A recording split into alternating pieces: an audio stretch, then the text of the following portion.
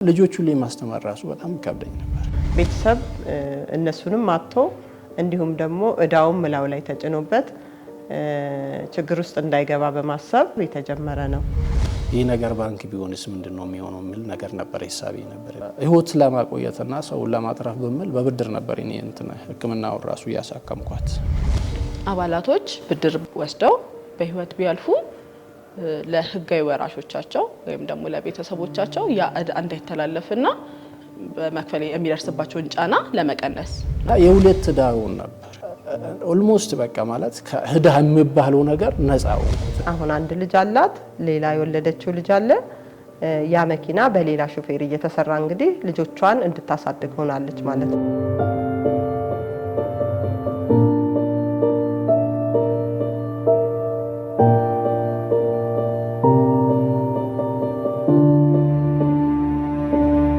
ብድር ለብዙዎች የኑሮ ማሻሻያ መሰላል ነው። ነገር ግን ከጥቅሙ ጎን ለጎን በሞትስ እዳይ ለማን አወርሳለሁ የሚለው ስጋት ብዙዎችን እንቅልፍ ይነሳል።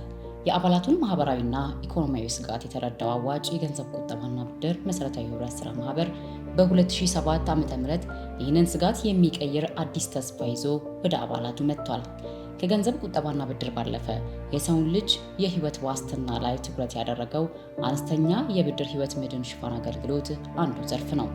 ይሄ አነስተኛ የህይወት መድን ሽፋን ወይም ኢንሹራንስ ብለን የምንለው የሚሰጥበት ዋናው ትልቁ ዓላማ ህብረት ስራ ማህበራችን ውስጥ ያሉ አባላቶቻችን ብድሮቻቸውን ተበድረው ያንን የተበደሩትን ብድር እየከፈሉ እያሉ አጋጣሚ ሆኖ እንግዲህ ሰው ነንና በህይወት ቢያልፉ የተበደሩት ብድር ወደ ቤተሰብ ተላልፎ ቤተሰብ እነሱንም አጥቶ እንዲሁም ደግሞ እዳውም ምላው ላይ ተጭኖበት ችግር ውስጥ እንዳይገባ በማሰብ የተጀመረ ነው። ህብረት ስራ ማህበሩ ይህንን አገልግሎት ሲሰጥ ዋና ዓላማው እኔ ከሞትኩ ለቤተሰቤ እዳ አላወርስም የሚለውን የተበዳሪ አባላትን ስጋት በመቅረፍ ዜጎች ተበድረው ማህበራዊና ኢኮኖሚያዊ ችግሮቻቸውን እንዲፈቱ ለማስቻል ያለመ መሆኑን ከአገልግሎቶቹ ሁሉ ልዩ ያደርገዋል። የብድር ህይወት መድን ወይም ደግሞ ኢንሹራንስ ላይፍ ኢንሹራንስ የሚጠቅመው አንደኛው አባላቶች ብድር ወስደው በህይወት ቢያልፉ ለህጋዊ ወራሾቻቸው ወይም ደግሞ ለቤተሰቦቻቸው ያ እዳ እንዳይተላለፍና በመክፈል የሚደርስባቸውን ጫና ለመቀነስ ነው። ሁለተኛ ብድር ከወሰድኩ በኋላ ለቤተሰቦቼ እዳ አስተላልፋለሁ በሚል ብዙ ማህበረሰቦች ብድር አይወስዱም። ስለዚህ እሱንም ለመቅረፍ የተደረገ አሰራር ሲሆን፣ ሶስተኛ ደግሞ የብድር አመላለስ ለማስተካከል እሱም ተጠቃሚ ይሆናል ማለት ነው። በህብረተሰቡ ዘንድ ደግሞ የህይወት ኢንሹራንስ መኖሩ ማንኛውም ህብረተሰብ ከስጋት ነፃ ሆኖ እንዲበደር ያደርጋል ማለት ነው። ይህ አገልግሎት አባላት ከሚወስዱት ብድር ላይ እጅግ ጥቂት የሆነ ገንዘብ በመቆጠብ አባሉ በተፈጥሯዊ መንገድ ከዚህ ዓለም በሞት ቢለይ ቤተሰቡን ከእዳ ጫና ነፃ ያደርጋል። በአነስተኛ የህይወት መድን ኢንሹራንስ የማይካተቱ አባላቶች በብድር ውል ጊዜ ውስጥ ራሳቸውን ሆን ብለው ቢያጠፉ ብድር በወሰዱ ጊዜ ውስጥ ራሳቸውን ሆን ብለው ቢያጠፉ ይህን ሽፋን አያገኙም ማለት ነው። ሁለተኛ በእርስ በርስ ጦርነት፣ በወረራ፣ በተለያዩ ህገወጥ ተግባራቶች ላይ ተሰማርተው ሞት ቢከሰት የሞት አደጋ ቢከሰት ያንን ሽፋን አያገኝም። አባላቶች ብድር ወስደው ከመሞታቸው በፊት ያለ ውዝፍ ወለድ ወይም ቅጣትን ይሄ ኢንሹራንስ ሽፋን አይሰጥም ማለት ነው። አንድ ተበዳሪ በህይወት ካለፈ በኋላ ህጋዊ ወራሾቹ ቢበዛ 2 ወር የተለያዩ ማስረጃዎችን ግን አመጣው 1 ወር ተጨምሮላቸው እስከ 3 ወር ድረስ አመልክተው እና ህጋዊ የሆኑ ማስረጃዎችን በማምጣት ከተለያዩ ህጋዊ ከሆኑ ተቋማቶች ሲያመጡ ያንን ሽፋን በህብረት ስራ ማህበሩ ማጣራት ያለባቸውን ፋይሎች በሙሉ ከተጣራ በኋላ ብድሩ ይዘጋል፣ እዳውም ይሸፈንለታል ማለት ነው። ህጋዊ ወራሾቹ ያላቸው ያስያዙትን ዋስትና ይለቀቅላቸው። በ2018 በጀት ዓመትም ለ14 በህይወት ለተለዩት አባላት ህጋዊ ወራሾች ከ5.6 ሚሊዮን ብር በላይ የብድር መድን ሽፋን ከፍሏል። ይህም አዋጭ ለአባላቱ ያለውን አለኝታነት በተግባር ያሳየበት ነው። ባለፈው የበጀት ዓመታችን በአነስተኛ የህይወት መድን ዋስትና 16 አባላቶች በህይወት አልፈው የነበረ ሲሆን ከ16 አባላቶች ውስጥ 14ቱ ማሟላት ያለባቸውን ዶክመንቶች አሟልተው ብድራቸው ተዘግቶላቸዋል ማለት ነው።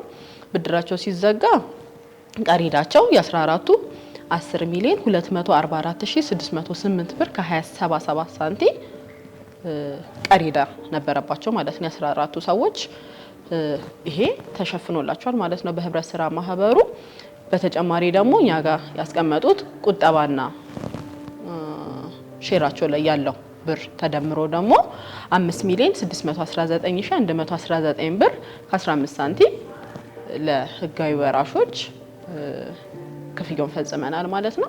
ያስያዙትንም ኮላተራል ወይም ደግሞ በማስያዣነት የተያዘው ዋስትናም ተለቆላቸው ዲብሬም ከሆነ ካርታም ከሆነ እና ደግሞ የአባላት ዋስትና ያስያዙትንም የአባላት ዋስትና ለቀንላቸዋል ማለት ነው። የቀሩት 2 አባላቶች በዚህ በጀት ዓመት ያልተጠናቀቀላቸው ከተለያዩ ህጋዊ ተቋማት ማስረጃ ባለማቅረባቸውና እነሱን እየጠበቀን በመሆኑ በዛ ምክንያት የሁለቱ አባላቶችን አልዘጋንም ማለት ነው ብድራቸው።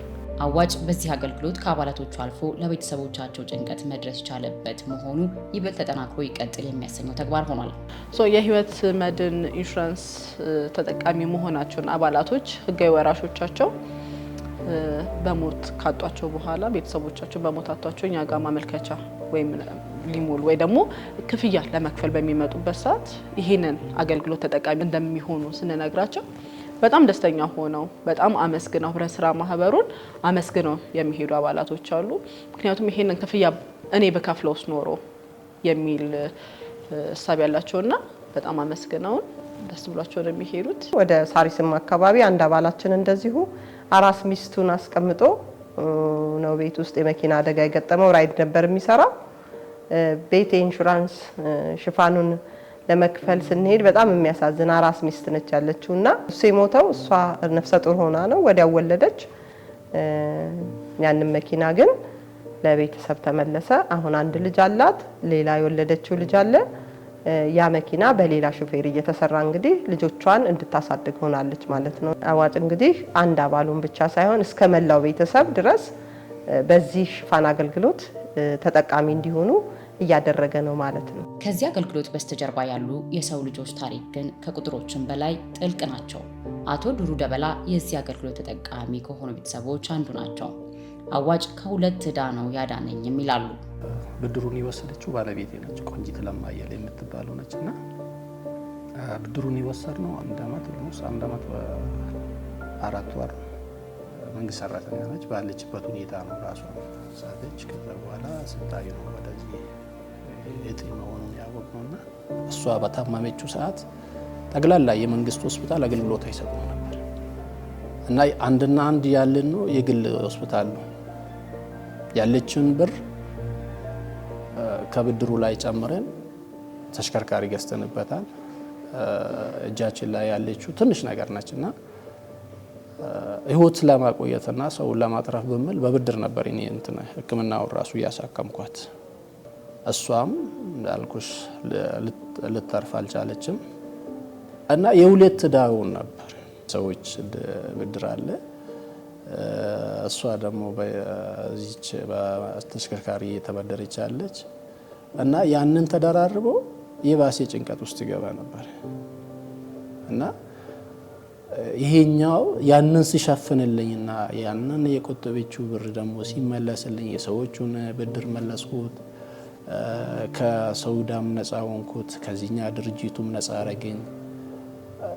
ኦልሞስት በቃ ማለት ከዕዳ የሚባለው ነገር ነፃ ሆንኩት። ባለቤቴ በሞት ስትለየኝ የነበረብኝን የብድር ዕዳ አዋጭ የነበራትን ቁጠባ ተመላሽ በማድረጉና መክፈል በመቻሌ ልጆቼን የለመዱበት ትምህርት ቤት ማስተማር ችያለሁ ይላሉ።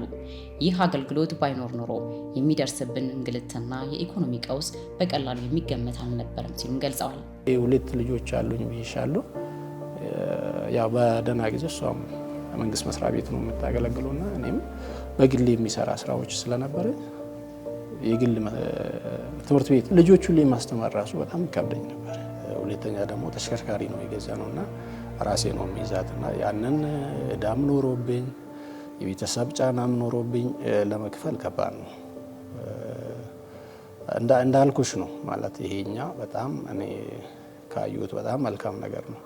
ይህ ነገር ባንክ ቢሆንስ ምንድነው የሚሆነው የሚል ነገር ነበር ሂሳቤ ነበረብኝና ገብቶሻል። ባንክ ቢሆን ይሄንን እንደዚህ አይነት ነገር የመድን ሽፋን የላቸው። ስለዚህ ንብረቱ ወይ መሸጥ ይመጣል ወይ አለበለዚያ ደግሞ በዕዳ የመጨናነቅ ሁኔታ ይመጣ ይችል ነበር። በመጨረሻም አዋጭ ላይ ባገኙት የአነስተኛ የብድር ህይወት መድን ሽፋን አገልግሎት ደስተኛ መሆናቸውን ገልጸው ቤተሰባዊ ስሜትን የሚፈጥር አገልግሎት ነው ብለዋል። በጣም ነፍሴን ደስ የሚያስል ነገርና እንደዚህ አይነት ለወገን አለኝ የምለው ድርጅት ሲኖር ደግሞ በጣም ደስ ይላል እና ለኔ በጣም ጥሩ ነገር ነው ሆነልኝ። ከዕዳ ነፃ ሆንኩ። ያንን ውስጥ ነበሩ ዕዳ መክፈሉ ብቻ ሳይሆን ጭንቀቱ ምኑ ሀሳቡም መቼም ይሄ ስልሽ በጣም ቀላል እንትን አይደለም። ተመላሹም ያው የሚመለሰው እንደንትኑ እንደተበደርኩት እዚህ ላይ ደግሞ የሜትር ታክሲ ስራ ስለሆነ የሚሰራበት ስራም ኦን ኦፍ ነው። አንዳንዴ ጥሩ ይሆናል፣ አንዳንድ ጊዜ ደግሞ ስራም ዝም የሚልበት ሰዓት አለ፣ ወቅቶች አሉና ከሱ ጋር ተያይዞ አሁን በሀሳብ ስትያዝና የሁለት ስብራት የመሆን ስላለ ከዛ እንግዲህ በቃ ያጣነው ቤተሰብ ነው። ካጣነው ቤተሰብ መሀል ቤተሰቦቻችን እንደዚህ አንድ ላይ የምናደርገው እንደ አባል ብቻ ሳይሆን እንደ ቤተሰብ ይሄ ድርጅትን መርዳት በጣም ደስ ብሎኛል። ጥሩ ነገር ነው። አዋጭ የብድር መድን ሽፋን አገልግሎቱ አባላት ዛሬን በልበ ሙሉነት እንዲሰሩ ነገን ደግሞ ያለምንም ስጋት እንዲኖሩ የሚያስችል አባላት ተኮር አገልግሎት ነው። ማህበራዊና ኢኮኖሚያዊ ጫናዎችን በማቃለል አዋጭ ሁሌም የአባላቱ ታማኝ አለኝታ ሆኖ ይቀጥላል።